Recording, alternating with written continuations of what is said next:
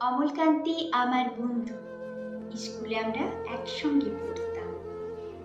রোজ দেরি করে ক্লাসে আসতো, পড়া পারত না।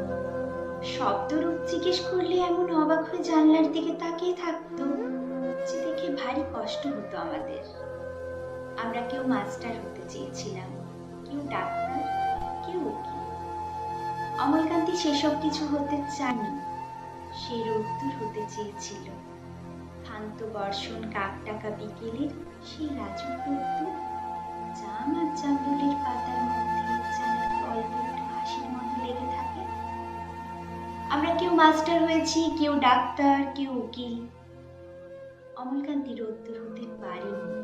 সে এখন অন্ধকার একটা ছাপাখানায় কাজ করে।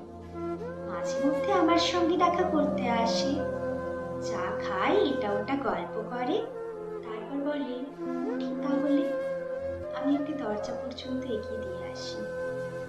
আমাদের মধ্যে যে এখন মাস্টারি করে, অনায়াসে সে ডাক্তার হতে পারত। যে ডাক্তার হতে চেয়েছিল, উকিল হলে তার এমন কিছু ক্ষতি হতো না। অথচ সকলেরই ইচ্ছে পূরণ হলো এক অমলকান্তি ছাড়া। অমলকান্তি রোদ্দুর হতে পারেনি।